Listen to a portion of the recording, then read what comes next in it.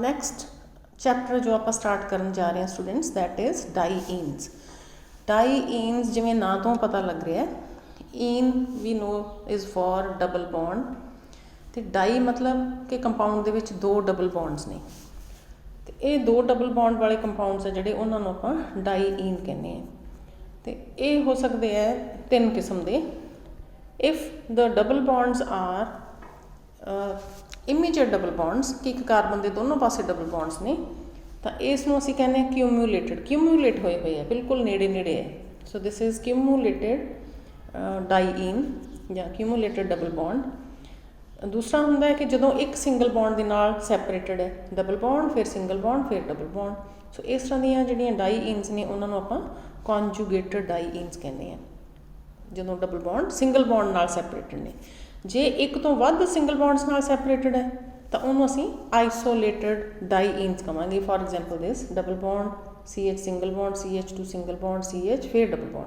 ਸੋ ਇੱਕ ਤੋਂ ਜ਼ਿਆਦਾ ਨਾਲ ਸੈਪਰੇਟਡ ਹੈ ਡਬਲ ਬੌਂਡਸ, ਇੱਕ ਤੋਂ ਵੱਧ ਸਿੰਗਲ ਬੌਂਡਸ ਨਾਲ ਸੈਪਰੇਟਡ ਹੈ ਤਾਂ ਹੋ ਗਏ ਆਈਸੋਲੇਟਡ ਡਾਈਈਨਸ। ਠੀਕ ਹੈ, ਕਿਊਮੂਲੇਟਡ ਡਾਈਈਨਸ ਬਿਲਕੁਲ ਇਕੱਠੇ ਹੈ, ਕੌਨਜੂਗੇਟਡ ਦੇ ਵਿੱਚ ਇੱਕ ਸਿੰਗਲ ਬੌਂਡ ਨਾਲ ਸੈਪਰੇਟਡ ਨੇ ਦੋ ਡਬਲ ਬੌਂਡਸ, ਅਤੇ ਆਈਸੋਲੇਟਡ ਦੇ ਵਿੱਚ ਇੱਕ ਨਾਲੋਂ ਵੱਧ ਸਿੰਗਲ ਬੌਂਡਸ ਨਾਲ ਗੈਪ ਹੈ ਡਬਲ ਬੌਂਡਸ ਦੇ ਵਿੱਚ। Then comes their nomenclature. Nomenclature ਲਈ ਬੇਟਾ ਕਾਫੀ ਸਾਰੇ ਕਾਮਨ ਨੇਮਸ ਹੋ ਸਕਦੇ, ਆਪਾਂ IUPAC ਵੀ ਕਰਨੇ ਆ। IUPAC ਦੇ accordingly we select the chain, then we give the numbering to the carbons in such a way that carbon bearing double bond has least count, ਕਿ ਉਹਦੇ 'ਤੇ 1 2 3 4 ਜਦੋਂ ਆਪਾਂ ਦਿਆਂਗੇ ਉਹ ਘੱਟ ਤੋਂ ਘੱਟ ਨੰਬਰ ਹੋਣਾ ਚਾਹੀਦਾ। ਹੁਣ ਦੋ ਕਾਰਬਨਸ ਨੇ, ਫੋਰ ਐਗਜ਼ਾਮਪਲ ਦਿਸ 1 ਪਹਿਲੀ ਕਾਰਬਨ ਤੋਂ ਪਿੱਛੇ ਹੈ ਅਤੇ ਦੂਜੀ ਕਾਰਬਨ ਤੋਂ ਪਿੱਛੇ ਡਬਲ ਬੌਂਡ ਹੈ, ਅਤੇ ਇਹਨੂੰ ਆਪਾਂ 1 2 ਪ੍ਰੋਪ ਡਾਈਈਨ, ਪ੍ਰੋਪੇਨ ਤੋਂ ਬਣਿਆ। ਸੋ ਕਿਉਂਕਿ ਦੋ ਨੇ ਤਾਂ ਡਾਈ ਲਾਤਾ ਮੂਹਰੇ, ਡਾਈਈਨ ਲਾਤਾ। ਜਿੱਥੇ ਡਬਲ ਬੌਂਡ ਹੈ ਪੋਜੀਸ਼ਨ ਹੈ 1 2 ਡਾਈਈਨ, 1 2 ਪ੍ਰੋਪੇਨ, ਪ੍ਰੋਪਰ ਡਾਈਈਨ कहता। ਸੋ ਇਸ ਤਰੀਕੇ ਨਾਲ ਬੇਟਾ ਤੁਸੀਂ ਵੈਸੇ ਕੀਤੀ ਹੋਈ ਹੈ ਨੋਮਨਕਲੇਚਰ। ਫੋਰ ਐਗਜ਼ਾਮਪਲ ਦਿਸ, ਜੇ ਅਸੀਂ ਇੱਧਰੋਂ ਨੰਬਰਿੰਗ ਸ਼ੁਰੂ ਕਰਦੇ ਹਾਂ ਤਾਂ 1 and 3 ਆਉਂਦਾ ਡਾਈਈਨ ਦੇ ਕੇਸ ਦੇ ਵਿੱਚ, 1 and 3 ਹੈ ਨਾ। 5 ਤੇ ਮਿਥਾਈਲ ਵੀ ਹੈ।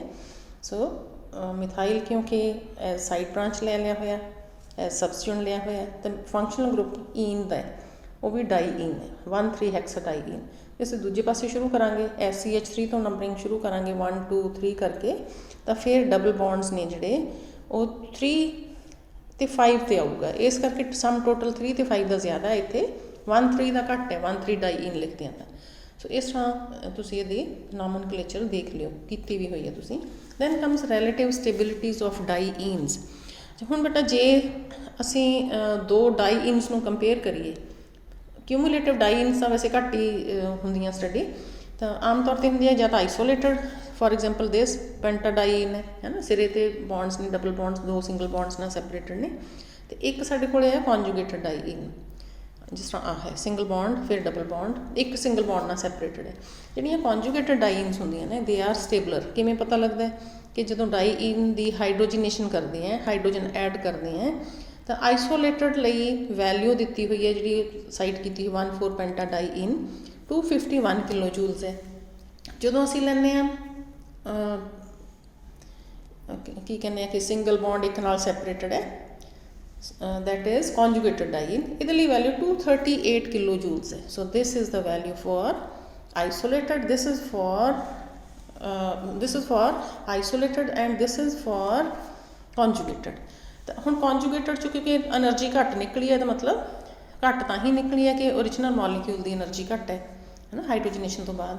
ਸੋ ਇੱਥੋਂ ਤਾਂ ਸਾਨੂੰ ਇਹੀ ਪਤਾ ਲੱਗਦਾ ਹੈ from this, you just will note down this point that conjugated dienes are stabler than the unconjugated dienes. Then come structure of allenes. Structure of allenes ਅਤੇ conjugated ਡਾਈਈਨਸ ਦੀ ਸਟਰਕਚਰ ਥੋੜ੍ਹੀ ਜਿਹੀ ਡਿਫਰੈਂਟ ਹੋਊਗੀ। ਐਕਸਟ੍ਰੀਮ ਕੇਸ ਹੀ ਹੈ ਜਿੱਥੇ ਦੋ double bonds immediate ਕਾਰਬਨਸ, ਇੱਕ carbon ਦੇ ਦੋਨੋਂ ਆਲੇ ਦੁਆਲੇ ਹੈ, ਇਕੱਠੇ ਹੀ ਨੇ, ਕੋਈ ਗੈਪ ਨਹੀਂ ਹੈ ਸਿੰਗਲ ਬੌਂਡਸ ਦਾ। ਸੋ ਇਹਦੇ ਲਈ ਬੇਟਾ ਸਟਰਕਚਰ ਕਰੋਗੇ ਤਾਂ ਜਿਹੜੀ there are 3 carbons in the given compound, ਤਾਂ ਸੈਂਟਰ ਵਾਲੀ ਕਾਰਬਨ ਜਿਹਦੇ ਆਲੇ ਦੁਆਲੇ ਡਬਲ ਬੌਂਡਸ ਨੇ ਦੈਟ ਇਜ਼ sp ਹਾਈਬ੍ਰਿਡਾਈਜ਼ਡ, ਅਤੇ ਸਿਰੇ ਵਾਲੀਆਂ ਕਾਰਬਨਸ ਨੇ they are sp2 hybridized. So middle ਵਾਲੀ ਕਾਰਬਨ ਦਾ sp ਹਾਈਬ੍ਰਿਡ ਔਰਬਿਟਲ, ਇਹਦਾ sp ਹਾਈਬ੍ਰਿਡ ਔਰਬਿਟਲ, ਅਤੇ ਇਹਦਾ sp2 ਹਾਈਬ੍ਰਿਡ ਔਰਬਿਟਲ। ਐਸ ਵਾਲੀ ਦਾ, ਹੈ ਨਾ। ਸੋ ਇਹਦਾ SP ਹੈ, ਇਹਦਾ SP2 ਹੈ, ਇਸ ਤਰ੍ਹਾਂ ਕਰਕੇ ਓਵਰਲੈਪ ਕਰਕੇ ਸਿੰਗਲ ਬੌਂਡ ਬਣ ਰਿਹਾ। ਸੋ ਦੀਜ਼ ਆਰ ਸਿਗਮਾ ਬੌਂਡਸ। ਉਹਦੇ ਤੋਂ ਪਤਾ ਲੱਗਦਾ ਹੈ ਜਿੰਨੇ ਸਿਗਮਾ ਬੌਂਡਸ ਨੇ ਕਿਸੇ ਵੀ ਕਾਰਬਨ ਦੇ ਅਰਾਊਂਡ ਕਿ ਇਹਦੀ ਹਾਈਬ੍ਰਿਡਾਈਜੇਸ਼ਨ ਕੀ ਹੈ। ਸੋ ਇਹਦੇ ਅਰਾਊਂਡ 2 ਸਿਗਮਾ ਬੌਂਡਸ ਨੇ, ਦਿਸ ਇਜ਼ SP ਹਾਈਬ੍ਰਿਡਾਈਜ਼, 2 ਹੀ ਆਰਬਿਟਲਸ ਨੇ। ਇਸ ਕਾਰਬਨ ਦੇ ਅਰਾਊਂਡ 3 ਸਿਗਮਾ ਬੌਂਡਸ ਹੋ ਗਏ, ਆ ਤੇ ਆ। So this is SP2 hybrid, similarly this is SP2 hybrid. So ਉਹ ਤੁਸੀਂ ਦੱਸ ਦਿਓਗੇ ਕਿ ਜਿਹੜੇ ਇਹਦੇ 'ਚ ਦੋਨੋਂ ਡਬਲ ਬੌਂਡਸ ਨੇ ਉਹਨਾਂ ਦੀ bond length almost double bonds ਵਾਲੀ ਹੋਈ ਹੈ, ਕਿਉਂਕਿ ਹੋਰ ਕੋਈ ਚੋਇਸ ਹੀ ਨਹੀਂ। Then comes resonance structure of butadiene, ਜਿਹੜੀ ਕੌਨਜੂਗੇਟਡ ਡਾਈਈਨਸ ਨੇ। ਸੋ ਇੱਥੇ ਬੱਚੇ ਇੱਕ ਸਿੰਗਲ ਬੌਂਡ ਨਾਲ ਸੈਪਰੇਟ ਨੇ 2 double bonds. So this is conjugated diene. ਜਦੋਂ ਇਹਦੀ ਰੈਜ਼ੋਨੇਟਿੰਗ ਸਟਰਕਚਰ ਲਿਖਾਂਗੇ ਤਾਂ ਮੈਂ ਇੱਕ ਤਾਂ ਐਰੋ ਪਰਮਾਨੈਂਟ ਦਿਖਾਤਾ ਤੁਹਾਨੂੰ। So when this double bond shifts to the right hand side, ਇੱਥੇ ਡਬਲ ਹੋ ਗਿਆ ਤਾਂ ਐਸ ਦੀ ਹੁਣ ਕਿਉਂਕਿ ਇੱਕ ਹਾਈਡਰੋਜਨ ਵੀ ਹੈ 5 ਵੈਲੈਂਸੀ ਹੋਊਗੀ, ਇਸ ਕਰਕੇ ਇਹਨੂੰ ਐਡਜਸਟ ਕਰਨ ਲਈ ਅਗਲੇ ਇਲੈਕਟ੍ਰੋਨਸ ਪਾਈ ਇਲੈਕਟ੍ਰੋਨਸ ਉਸ ਤੋਂ ਅਗਲੀ ਕਾਰਬਨ 'ਤੇ ਸ਼ਿਫਟ ਹੋ ਜਾਣਗੇ and we'll get this structure, ਜਿਹਦੇ 'ਚ ਇੱਕ ਸਿਰੇ 'ਤੇ ਪੋਜ਼ੀਟਿਵ ਚਾਰਜ ਆ ਗਿਆ, ਜਿਹਦੇ ਤੋਂ ਇਲੈਕਟ੍ਰੋਨਸ ਅਵੇ ਮੂਵ ਕੀਤੇ ਸੀ, ਇਹਦੇ ਤੋਂ ਅਵੇ ਮੂਵ ਕੀਤੇ। ਸੋ ਇਹਦਾ ਜਿਹੜੀ 6 ਹੀ ਰਹਿ ਜਾਣਗੇ ਆਰਬਿਟਲ 'ਚ electron. So it got positive charge, double bond ਵਿੱਚ ਆ ਗਿਆ ਤੇ ਸਿਰੇ ਵਾਲੀ 'ਤੇ ਨੈਗੇਟਿਵ ਚਾਰਜ ਆ ਗਿਆ।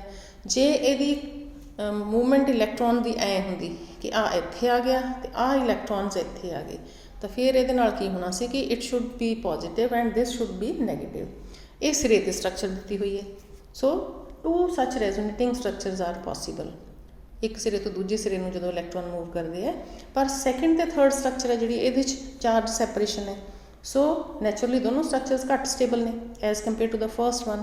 ਪਹਿਲੀ ਦੀ ਕੰਟਰੀਬਿਊਸ਼ਨ ਜ਼ਿਆਦਾ ਹੈ। ਤੇ ਹੁਣ ਇਹਦੇ ਤੋਂ ਕੀ ਪਤਾ ਲੱਗਦਾ ਕਿ ਇੱਕ ਸਟਰਕਚਰ ਸਾਨੂੰ ਲੱਗਦਾ ਕਿ 3/4 ਕਾਰਬਨ ਦੇ ਵਿੱਚ ਡਬਲ ਬੌਂਡ ਹੈ। 2 ਸਟਰਕਚਰਸ 3/4 ਅਤੇ ਫਸਟ ਸੈਕਿੰਡ ਦੇ ਵਿੱਚ 2 ਡਬਲ ਬੌਂਡਸ ਨੇ, ਫਸਟ ਸੈਕਿੰਡ ਕਾਰਬਨ 'ਚ ਤੇ ਥਰਡ ਫੋਰਥ ਦੇ ਵਿੱਚ। ਪਰ 2 ਸਟਰਕਚਰਸ ਐਸੀਆਂ ਜਿਹ ਸਾਨੂੰ ਲੱਗਦਾ ਕਿ ਨਹੀਂ ਸੈਕਿੰਡ ਤੇ ਥਰਡ ਕਾਰਬਨ ਇਹਦੇ 'ਚ ਡਬਲ ਬੌਂਡ ਹੈ। ਇਹ ਅਗਲੀ ਸਟਰਕਚਰ ਵੀ ਐਂ ਦੱਸਦੀ ਹੈ ਕਿ ਸੈਕਿੰਡ ਤੇ ਥਰਡ ਦੇ ਵਿੱਚ ਡਬਲ ਬੌਂਡ ਹੈ। ਸੋ ਇਸ ਕਰਕੇ ਬੇਟਾ second third double bond 2 structure show ਕਰਦੀਆਂ, ਪਰ ਉਹਨਾਂ ਦੀ ਇੰਪੋਰਟੈਂਸ ਉਨੀ ਨਹੀਂ ਹੈ ਚਾਰਜ ਸੈਪਰੇਸ਼ਨ ਕਰਕੇ। ਸੋ ਇਸ ਲਈ ਜਦੋਂ ਸਟਰਕਚਰ ਦੀ ਦੱਸਦੇ ਹਾਂ ਤਾਂ ਇਹਦੀ ਬੌਂਡ ਲੈਂਥ ਹੈ that is between double and single bond. Single bond ਤੋਂ ਥੋੜ੍ਹੀ ਜਿਹੀ ਘੱਟ ਹੈ ਕਿਉਂਕਿ ਡਬਲ ਬੌਂਡ ਛੋਟਾ ਹੁੰਦਾ ਹੈ, ਸਿੰਗਲ ਬੌਂਡ ਲੰਬਾ ਹੁੰਦਾ ਹੈ। ਸੋ ਇਹਨਾਂ ਦੀ bond length almost double bond ਦੇ ਬਰਾਬਰ ਹੈ, ਪਰ ਡਬਲ ਬੌਂਡ ਤੋਂ ਥੋੜ੍ਹੀ ਜਿਹੀ ਘੱਟ ਹੈ। ਇਹਦੀ ਬੌਂਡ ਲੈਂਥ ਹੈ ਜਿਹੜੀ that is a bit less than a single bond. So ਇਹ ਵਿੱਚ ਵਿਚਾਲੇ ਹੈ। ਇਹਦਾ ਮਤਲਬ ਤਿੰਨੋਂ ਕਾਰਬਨਸ ਨੇ ਜਿਹੜੀਆਂ carbon bonds they are in between the bond length of single bond and double bond. So ਵਿੱਚ ਵਿਚਾਲੇ ਹੀ ਹੈ ਉਹਨਾਂ ਦਾ। Okay, then coming to orbital structure. Orbital structure ਬੇਟਾ ਇਹਦੀ ਬਹੁਤ ਇੰਪੋਰਟੈਂਟ ਹੈ ਫॉर conjugated dienes। ਇਹ ਤੁਸੀਂ ਦੱਸਣਾ ਹੈ ਕਿ ਦਿਸ ਇਜ਼ ਦ ਸਟਰਕਚਰ। ਸੋ ਇਹਦੇ 'ਚ ਸਾਰੇ ਦੇ ਸਾਰੇ ਜਿਸ ਤਰ੍ਹਾਂ ਆਹ 3 ਬੌਂਡ ਬਣਾ ਰਹੇ ਹੁਣ ਸਾਨੂੰ ਪਤਾ ਲੱਗ ਰਿਹਾ ਕਿ ਇਟ ਇਜ਼ ਮੇਕਿੰਗ 3 ਬੌਂਡਸ, ਹੈ ਨਾ। ਆ ਵੀ it is making 3 bonds and here 2 carbon, this is making 3 bonds, this is making 3 sigma bonds. ਸਾਰਿਆਂ ਦੇ ਵਿੱਚ 3-3 ਸਿਗਮਾ ਬੌਂਡ ਹੋ ਗਏ ਕੰਜੂਗੇਟਡ ਡਾਈਨ ਦੇ ਕੇਸ ਦੇ ਵਿੱਚ। ਆਲ ਕਾਰਬਨਸ ਆਰ sp2 ਹਾਈਬ੍ਰਿਡ। ਸੋ ਸਾਰਿਆਂ ਦੀ ਕਨਫੀਗਰੇਸ਼ਨ ਸੇਮ ਹੈ ਜਦੋਂ ਕੰਜੂਗੇਟਡ ਡਾਈਈਨਸ ਕਰਦੇ ਹਾਂ। ਸੋ ਇਸ ਲਈ 3 ਤਾਂ ਇੱਕ p ਆਰਬਿਟਲ ਅਨਹਾਈਬ੍ਰਿਡ ਰਹਿ ਗਿਆ ਜਿਹਦੀਆਂ 2 ਲੋਬਸ ਦਿਖਾਈਆਂ ਹੋਈਆਂ। ਸਾਰਿਆਂ ਦੇ ਵਿੱਚ ਇੱਕ ਲੋਬ ਉੱਪਰ ਦਿਖਾਈ ਹੋਈ ਹੈ, ਇੱਕ ਥੱਲੇ ਦਿਖਾਈ ਹੋਈ ਹੈ। So these are unhybrid p orbital lobes, ਇੱਕ ਉੱਪਰ ਇੱਕ ਨੀਚੇ। Then in the next structure in B, ਪਹਿਲੀ ਸਟਰਕਚਰ ਜਿਹੜੀ ਆਪਾਂ ਕੀਤੀ ਸੀ ਇਸ ਹਿਸਾਬ ਨਾਲ, ਜਿਹੜੀ ਇੱਥੇ ਆ ਕੀਤੀ ਹੈ ਨਾ ਸਟਰਕਚਰ ਫਰਸਟ ਵਨ, ਇੱਥੇ ਆਪਾਂ ਦਿਖਾਇਆ ਇੱਥੇ ਤੇ ਇੱਥੇ double bonds. So the B structure is according to this, that the unhybrid p orbitals overlap to form 2 double bonds between carbon 1 and carbon 2 and carbon 3 and 4. ਸੋ ਆਹ ਡਬਲ ਬੌਂਡਸ ਹੋ ਗਏ। ਤੇ ਅਗਲੀ ਸਟਰਕਚਰ ਹੈ ਜਿਹੜੀ ਉਹ ਹੋ ਗਈ ਉਹ ਤੋਂ ਜਿਹੜੀ ਆਪਾਂ ਆਹ ਵਾਲੀ ਸਟਰਕਚਰ ਦਿਖਾਈ ਸੀ ਸੈਕਿੰਡ ਔਰ ਥਰਡ, ਹੈ ਨਾ। ਉਸ ਹਿਸਾਬ ਨਾਲ the overlap is between second and third carbons। Pi bond ਇੱਥੇ ਆ ਗਿਆ। ਇੱਕ ਕਾਰਬਨ ਵੱਲ ਕਹਿ ਲਓ ਕਿ ਘੱਟ ਹੋਣਗੇ ਇਲੈਕਟ੍ਰੋਨ ਤੇ ਇੱਕ ਵੱਲ ਥੋੜ੍ਹੇ ਜਿਹੇ, ਫਰਸਟ ਵੱਲ ਜਿਵੇਂ ਘੱਟ ਹੋਣਗੇ ਤੇ ਫੋਰਥ ਵੱਲ ਜ਼ਿਆਦਾ ਹੋਣਗੇ। ਸੋ ਇਸ ਕੇਸ ਦੇ ਵਿੱਚ ਜਦੋਂ ਅਸੀਂ ਇਹਦੀ ਸਟਰਕਚਰ ਦਿਖਾਵਾਂਗੇ, ਹਾਈਬ੍ਰਿਡ ਸਟਰਕਚਰ ਦਿਖਾਵਾਂਗੇ, ਰੈਜ਼ੋਨੇਟਿੰਗ ਸਟਰਕਚਰ ਜਿਹੜੀ ਸਾਰਿਆਂ ਦੀ ਹਾਈਬ੍ਰਿਡ ਹੈ, that all the upper lobes of all the unhybrid p orbitals they overlap with each other, है ना। ਸੋ ਇਹਦਾ ਮਤਲਬ ਕੀ ਹੋਇਆ ਕਿ ਜਿਹੜੇ ਇਲੈਕਟ੍ਰੋਨ ਸੀਗੇ, ਅਸੀਂ ਕਹਿੰਦੇ ਸੀ ਇੱਕ ਇਹਦੇ 'ਚ ਹੈ, ਇਹਦੇ 'ਚ ਹੈ, ਇਹਦੇ 'ਚ ਹੈ, ਇਹਦੇ 'ਚ, ਇਸ ਤਰ੍ਹਾਂ ਕਰਕੇ 3-4 electron C. Now all the electrons they can be attached to any of the carbons, ਮਤਲਬ ਉਹ ਸਾਰੇ ਘੁੰਮ ਰਹੇ ਹੈ। ਸੋ ਇੱਕ ਵਾਰੀ ਜਿਵੇਂ ਇਹਨੂੰ ਅਟੈਚਡ ਹੈ, ਉਹੀ ਇਲੈਕਟ੍ਰੋਨ ਨੈਕਸਟ ਟਾਈਮ ਹੋ ਸਕਦਾ ਕਿ ਇੱਥੋਂ ਇੱਧਰ ਚਲਿਆ ਗਿਆ, ਫਿਰ ਜਾਂ ਇੱਧਰ ਚਲਿਆ ਗਿਆ। So all the electrons are being attracted by all the carbons to the same extent. So ਇਸ ਕਰਕੇ ਜਿਹੜਾ ਆਹ ਅੱਪਰ ਲੋਬ ਬਣ ਗਈ, ਉੱਪਰ ਵਾਲਾ ਇਲੈਕਟ੍ਰੋਨ ਕਲਾਊਡ ਬਣ ਗਿਆ, ਇਵੇਂ ਥੱਲੇ ਵਾਲਾ ਬਣ ਗਿਆ। ਇਟ ਹੈਜ਼ ਬਿਨ ਸ਼ੋਨ ਇਨ ਦਾ ਨੈਕਸਟ ਸਟਰਕਚਰ। ਸੋ ਦਿਸ ਸ਼ੋਜ਼ ਡੀਲੋਕਲਾਈਜੇਸ਼ਨ। ਜਦੋਂ ਇਲੈਕਟ੍ਰੋਨਸ ਨੇ ਜਿਹੜੇ, they are not bound to any one carbon, they can revolve in this electron cloud। ਤਾਂ ਇਹਨੂੰ ਅਸੀਂ ਕਹਿੰਦੇ ਆ the electrons have been delocalized। ਸੋ ਸਾਰੇ ਦੇ ਸਾਰੇ ਇਕੱਠਾ ਹੀ ਇਸ ਤਰ੍ਹਾਂ ਦਾ ਇੱਕ ਏਰੀਆ ਬਣ ਗਿਆ, ਰੀਜਨ ਬਣ ਗਿਆ, ਅੱਪਰ ਲੋਬਸ ਨੂੰ ਓਵਰਲੈਪ ਕਰਕੇ ਕਿ ਲੋਅਰ ਨੂੰ ਲੋਬ ਓਵਰਲੈਪ ਕਰਕੇ। then we show the electron density in the upper lobe and the lower lobe ਇਸ ਤਰ੍ਹਾਂ shaded ਕਰਕੇ। so this is called delocalization। so due to delocalization greater stability ਇਹਦੀ ਹੈਗੀ ਆ 1,3-butadiene in the ਮੈਂ underline ਕੀਤਾ ਹੋਇਆ। so all the electrons they now belong to all the 4 carbons to the same extent। then comes methods of formation। methods of formation ਬੇਟਾ ਪਹਿਲਾਂ ਥੋੜਾ different ਹੈ। 3 ਮੈਥਡਸ ਨੇ ਇਹਦੇ, 3 ਕਿ 4 ਤਾਂ ਬਾਕੀ ਤਕਰੀਬਨ ਆਪਾਂ ਕੀਤੇ ਹੋਏ ਨੇ। ਕੈਟਾਲਿਟਿਕ ਡੀਹਾਈਡਰੋਜੀਨੇਸ਼ਨ, ਹੁਣ ਡਬਲ ਬੌਂਡ ਉਹਨਾਂ ਦਾ ਹਾਈਡਰੋਜਨ ਕੱਢਣੀ ਪਊਗੀ, ਹੈ ਨਾ, ਐਲਕੇਨ ਦੇ ਵਿੱਚੋਂ। ਇਹ ਕੱਢਣ ਵਾਸਤੇ ਸਾਨੂੰ ਕੈਟਾਲਿਸਟ ਯੂਜ਼ ਕਰਨਾ ਪੈਣਾ, ਦੈਟ ਇਜ਼ ਅਲਮੀਨੀਅਮ ਆਕਸਾਈਡ ਅਤੇ ਕ੍ਰੋਮੀਅਮ ਆਕਸਾਈਡ। ਸੋ Cr2O3 ਅਤੇ ਅਲਮੀਨੀਅਮ Al2O3, ਇਹਨੂੰ ਅਲਮੀਨਾ ਵੀ ਕਹਿੰਦੇ ਆ। ਸੋ ਇਹਦੀ ਪ੍ਰੈਜ਼ੈਂਸ ਦੇ ਵਿੱਚ ਜਦੋਂ ਇਹਨੂੰ ਹੀਟ ਕਰਦੇ ਹਾਂ, when this alkane is heated we get double bond, 2 double bonds in the chain. So but ਇੱਥੇ ਤਾਂ ਹੁਣ ਚੋਇਸ ਹੀ ਨਹੀਂ ਕਿ ਅਸੀਂ ਕਹੀਏ ਪਹਿਲਾਂ ਇੱਥੇ ਬਣੂਗਾ ਅਤੇ ਫਿਰ ਸਿਰਿਆਂ 'ਤੇ ਬਣੂਗਾ। ਸੋ ਸਿਰਿਆਂ ਤੋਂ ਇੱਕ ਹਾਈਡਰੋਜਨ, ਜਿਸ ਤਰ੍ਹਾਂ ਇੱਕ ਹਾਈਡਰੋਜਨ ਇੱਥੋਂ ਨਿਕਲ ਗਈ, ਇੱਥੋਂ ਨਿਕਲ ਗਈ ਤਾਂ ਇੱਥੇ ਡਬਲ ਬੌਂਡ ਬਣ ਗਿਆ। Similarly 1 hydrogen goes from here ਤਾਂ ਇੱਥੇ ਡਬਲ ਬੌਂਡ ਬਣ ਗਿਆ।